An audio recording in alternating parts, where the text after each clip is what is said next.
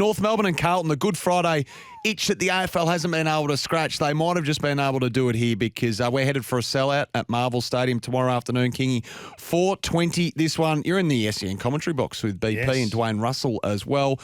Good Friday has the Blues at $1.20. North Melbourne out to $4.50. The line is decent, 25.5 points if you don't mind. Sam Walsh hasn't quite made it to the line. They're going to be conservative with him. A significant running session during the week and has done all the training. They're going to hold him over to gather round by the sounds of it, Kingy.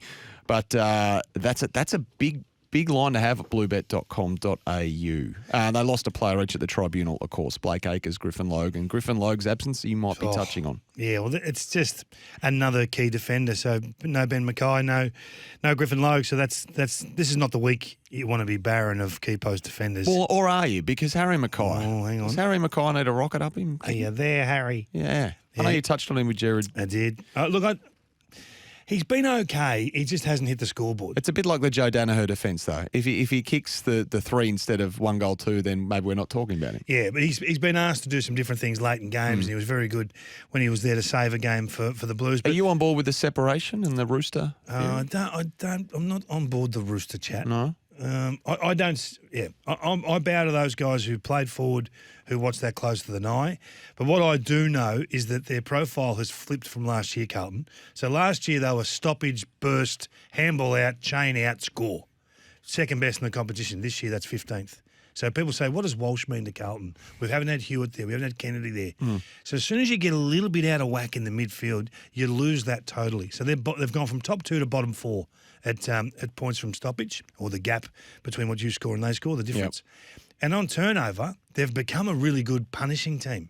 So last year they were bottom bracket of the comp, and now they're in the top 4. So I'm seriously excited about Carlton when they get these stars back. So Kennedy won't play either. I don't know if you just acknowledge that. So he's another week off with the calf. Jack Martin the same. So that's I think Walsh makes a massive difference because Walsh he's the one. He's their run and spread from midfield that they don't otherwise have with Hewitt and Cripps and such. So when you get Walsh back and Hewitt and Cripps playing some solid footy together and Chera in there as well, you'll get that stoppage profile will correct. So if you can keep both, that's when you charge towards top 4. This is a really good footy team. I'm a bit nervous from a Kangaroos point of view about Friday. I do think this is a bad time to get Carlton. They were pretty ordinary last week, even though they got over the line against the GWS Giants in controversial circumstances. Paddy Cripps had a big day, 40-odd touches, but we didn't have the impact in terms of getting that on the scoreboard that he wanted, but they found a way. I know you've done a lot of talking about turf. That might have been the worst surface I've seen this year up there. Don't you get on board now, man. How bad was that up there? So no Harry Mackay, Ben Mackay again. That's the 8th consecutive season they haven't played against each other. Can you believe it? The two twins. So North Melbourne $4.50, the Blues $1.20. The line is 25.5, gets you $1.90 at bluebet.com.au. I'll take the plus for the Kangas and just hope that LDU goes crazy. All right, there you go. Looking forward to that one. Adelaide and Fremantle are at the Adelaide Oval. This one's the first cab off the rank on the Saturday. Kingy 145. Both teams coming off pretty impressive victories in their respective rivalry matches last week. The showdown in the, over there they call it the Derby. Crows forward line, magnificent. The Thil Seeker with 5. Rankin Rankin with 4. That's Dwayne. He gets very excited by Filthy. And question marks over Will Brodie if he returns for Freo, given he was dropped last week. Crows come up really high on all our indicators, and it doesn't always reflect on the win-loss sheet. It sort of tracks it in advance, the numbers. So they're the number 1 team.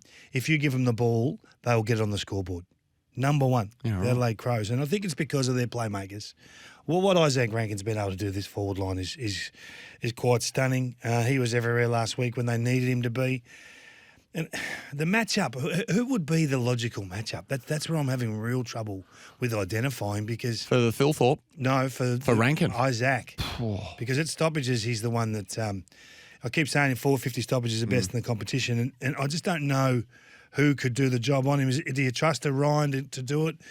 Do you have to go to someone with the experience? Do you sacrifice a player just to take him out of the game. I'm not sure which way Freo will go, but it's very hard to get a handle on Freo. I'm finding it hard to work out why they win and lose, or why they should win this game. Do you take much confidence out of that win over the Eagles last week? Bit hard to read too much into that, given West Coast were playing with probably 16 fit blokes by the last quarter. But there are $2.15, I should say, outsiders with Bluebet. Adelaide at home $1.70. The line 3.5 points. And Matty Nix didn't leave anyone into any doubt they were getting carried away. They weren't getting carried away. He said, we're straight on to Freo. Not a lot of strutting around here. Not a lot of strutting. Not a lot of strutting. Wow, I like a strutting team. I don't know if I like non-strutters. I'm not sure I can pick non-strutters on the back of that. You're a good strutter back in your Well, day. strutting's healthy. No, I'm just going to put a little asterisk on Freo. I'm still finding it hard to work out what makes them.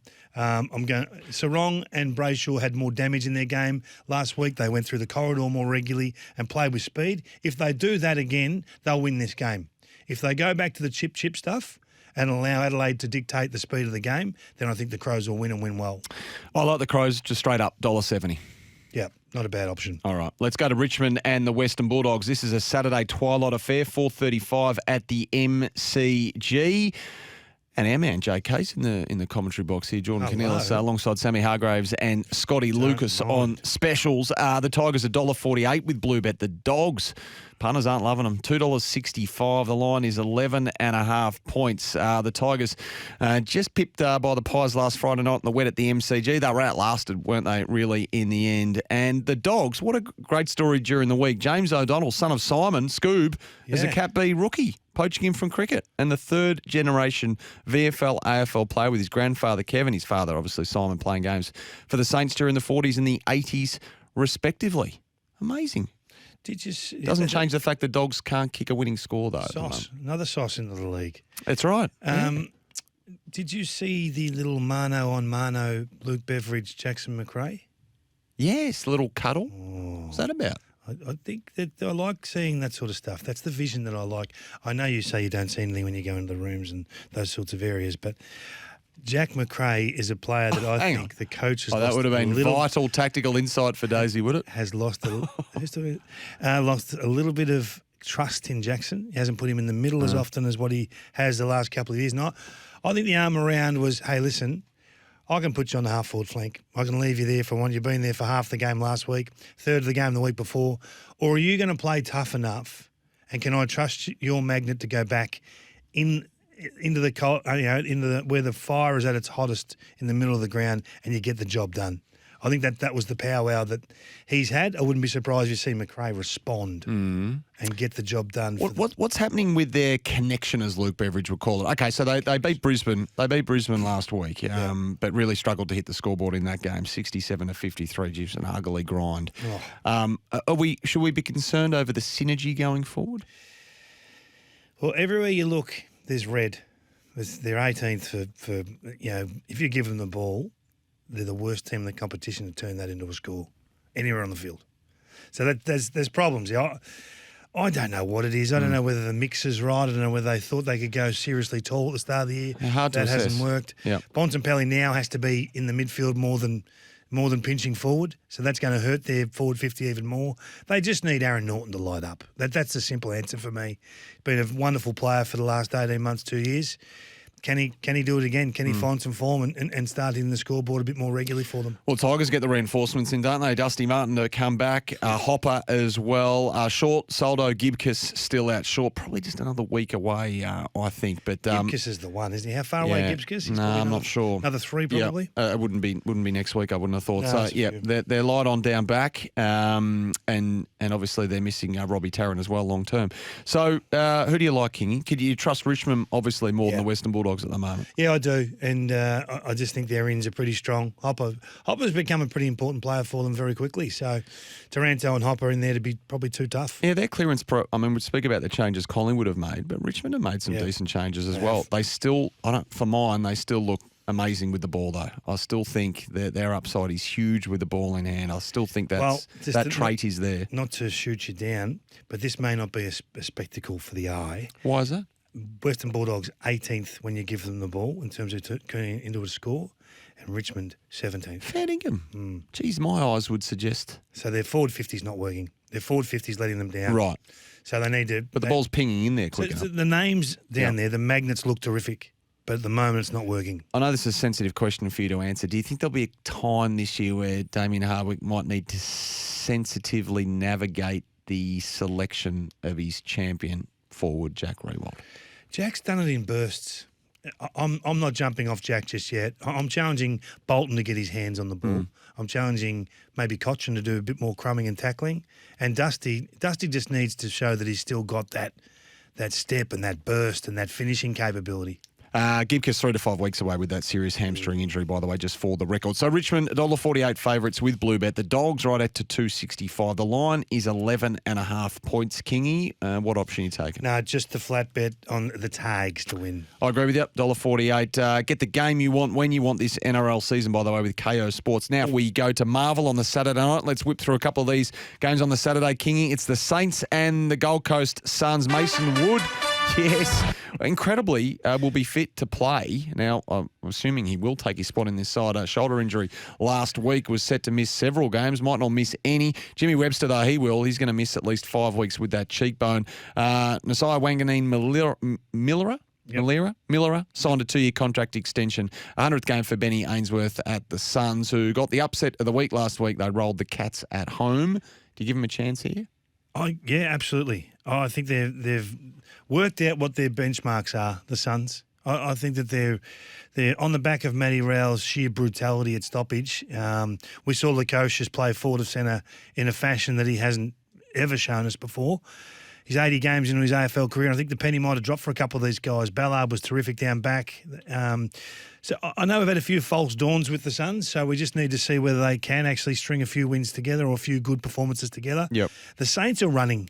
They are running teams into the ground, pushing back to support when they lose the ball, and then when they win it, they are gone again. Ross is big on talking about these dozen players that he's got that run sub 10-minute 3Ks. You know, if you go back to his very first interview, I reckon, at Moorabbin, he was talking running. Yep. So it was been on the cards for a long, long time. And I'd take my hat off to Brad Hill. And Mason Wood's a little bit similar. They're on opposing wings, and they just track up and down the ground. They get in behind defences. They get back to support their backs. It's just awesome to watch. It's amazing what Ross has done in a 3-week span with this football club. They've got clearly the best defence in the competition right now, and they're missing still half their team. So over the next few weeks, they'll regain some soldiers. But right now, you just have to take your hat off to what they're doing. Callum Wilkie down back needs to be spoken about. He was just exceptional last week. He just intercepted everything, set up that game from the first quarter onwards. So it'll be a great game to watch. I'm looking forward to the spectacle, but I give the Suns a chance. I do too. Having said that, though, I'm taking the Saints. I'll take the plus points with the Suns. Which is 12.5. Okay, the last game on the Saturday night is Sydney and Port Adelaide. Quite interesting, this one at the SCG, 7:30 bounce. Your man Miles Fitzner behind the mic. The return of Adam White continues, and Joshy Jenkins in the house. So Sydney smacked off the park by Melbourne last week at the MCG, which had its own little descent flashpoint as well with Will Hayward, but the Swans say that was incorrectly judged, given he was having a go at another player, not the umpire. Nevertheless, they've got a poor recent record against Port Adelaide. The pair have won all of the sides past 6 meetings. Bit of a bogey side for the Swans, albeit they are at home, and Port Adelaide have got their own issues. They've lost their last 2 in somewhat demoralising fashion. So what does the market say? Sydney $1.35 at home, the Power $3.20. The line is 3.5 goals. Haven't been tough enough, the Power. Their midfield's been assaulted. What Collingwood did to them was embarrassing. They were good for a half against Brisbane in round 1, and they were belted again last week. So this is in the hands of Rosie, Butters, Horne-Francis, the younger brigade that we were expected to take control of this footy club. Hasn't quite happened. Willem Drew's another one. Yet they can't just wait for Boak and Wines to show the way. They need to show more consistency. They haven't had that, and if they turn up and play 5 minutes of good footy, 5 minutes of average footy, the Swans will blow them away. Okay. Well, Port have been given a 3.5 goal head start. I'm taking that, $1.90. No, What? I've lost trust with Port Adelaide. Reckon they get smacked around up there a bit? I'm on with the Swans. Okay. Get the game you want when you want this NRL season on KO Sports. Essendon and GWS, though, that's at Marvel. That's at Sunday, 2:10. Fluctuating form from both here. It's hard to get a read on either of these sides. The Bombers under Brad Scott and GWS under their new man as well, Adam Kingsley. Haven't they had a week in the aftermath of the old descent free kick against the Blues? Essendon $1.48 at home, the raging favourites. The Giants $2.65 on the road. The line is 2.5 goals, Kingy. Always hard to beat at Marvel, the Bombers. There's no doubt about that. Oh, are they? Always hard to beat at Marvel. I think they perform quite well at Marvel. Okay. I'm going to have to. Side that hasn't played finals since Adam was a boy, or won a final for a long I'll time. find that in a minute. Essendon's record since 2000. Essendon's record since 2020. They've won 71% of games at Marvel. Is that right? Other venues, 42%. I knew you'd back it up with some hard data. Jeez, you come at me hard there. Jeez, you're sweating. A little bit of perspiration. Back yourself. The Bombers are an interesting watch because we did our little production with Horney this week, Pure Footy, and he put on the table that nothing's changed defensively for the Bombers. They're still the easiest team to move the ball coast to coast against. We all thought that Brad Scott would come in and that would be the first port of call. That would be the first thing corrected. Now, I know things take time, and we're 3 weeks in, so we're not overly assessing it, but I just find that would be an area to correct immediately and then have growth from there. We've seen what Ross has done with St Kilda. We've seen what Clarko's done with the Kangaroos. So let's see if the Bombers change over the next 2 to 3 weeks, because that profile is one that's not going to take you to the promised land. They're still very good with the ball. I mean, this is the classic Essendon Footy Club. They do excite. They kick the ball beautifully. Their midfielders are in good touch. I just worry that the defensive profile doesn't stack up. I think the Giants are playing some reasonable footy. Yep. Toby Green leading the way. They just need more from the peripheral players, those that are sort of second, third year now, to stand up and actually take some of the load off those ageing stars. Sought some clarification from the AFL, to use the coach's phrase, on their captain, Toby Green, as well during the week, which was interesting, but a rare down game for him. So you like the Bombers then? No, I'm as I put with my wager with our friends at Bluebet, I'm taking the Giants plus the 2 goals. Don't mind that bet at all. I'll go the Bombers to clear the line, 12.5 points. Okay. I think they'll be good, as you say, at home. They're always good at Marvel. Close to, it's a fortress. Given they haven't played finals, haven't won a final. West Coast Melbourne, that's at Optus Stadium. Cozzy Pickett returns from his suspension as well. He's back, and we're told by the coach Simon Goodwin today that the contract negotiations are going well. Also, hard to know who West Coast are going to pick. No Shuey, no McGovern, no Cripps, no Ryan, no Witherden, and plenty of others missing as well. They were knocked off by Freo because they ran out of soldiers. Are they going to get smacked by Melbourne here, do you think? Well, you'd think so, wouldn't you? And I think this is going to be real tough sledding for the West Coast Eagles and Adam Simpson for a few weeks until some of those players return. And then it's going to be the age-old discussion. Are they just coming back as a magnet, or are they coming back to perform 8 or 9 out of 10? Yep. So they've got their challenges now, the West Coast Eagles, for this mid part of the season upcoming. But the more I look at Melbourne, the more I fall in love with how brutal they are. This is a team that love a soft kill, if you like. If they smell blood in the water on Sunday, they'll go after them. They'll try and put a margin to them. So I'm excited about those games. I love watching teams do that. So I'm looking forward to seeing what Clayton Oliver does and what Christian Petrarca can do, and Cozzy back in, having missed a couple of weeks of footy, how aggressive they are to hunt the smashing. I just love it if they had their smalls have been fine, but it's the same old story from Melbourne, the key forward mix. So Van Ruin comes in and he did, but he's muddied the waters as well. Harry Petty goes forward. He looked all right as well. Tom McDonald goes back, but he plays well in the VFL. Ben Brown's a bit of an enigma. So again, we've got the merry-go-round of key forwards going. You'd love to see them settled there, but we are splitting hairs for a side that's flying on just about every other cylinder there is. Brody Grundy was good last week. Want to see him do it again. So all there for Melbourne, really, to go and put a performance together. James Harmes will miss again, by the way, through personal reasons, but they expect him to be back next week. So whatever it is, we wish him well. So Melbourne, $1.07, unbackable. West Coast, $8.50 the line. We've already spoken about. Going to cheer it home for you. 44.5 points. All the best. It's exposure. So that's that one. Okay, let's have a look at Geelong and Hawthorn. Feels like a long way away. It's Easter Monday. Always a great occasion. The Cats $1.17. Winless. Who would have thought? The only side yet to win a game stuck at the bottom of the AFL ladder. The Hawks, $5. Chad Wingard a chance to return as well. He's missed the last couple of weeks with a calf niggle. All eyes for me go on their two stars, Dangerfield and Hawkins. Just want to see where they're at with their health. Yeah, Hawkins just looks like he can't get it into a gallop at the moment. Does Dangerfield have an alibi in that space? They've all players have got alibis. No, there's very few of them actually running out there 100% after a few weeks of footy, and we're not overly critical of them. We just want to see whether they can bounce and gather again when their team needs them the most. I mean, this is a game you would think the Cats would say, hey, we've just got to find any which way we can. I'm looking for that next rung of player, the ones they've brought in, Bowes, Bruin. I want to see if Stengel can get back some form. Those sorts of guys to actually elevate their responsibility in the group. Yeah. Otherwise, you're relying on the same names that are just a year older than last year. So it's up to the Cats to make a bit of a statement. The Hawks were very good last week, found a way to win. Well coached, organised, a lot of uncontested marks, played wide, played with safety.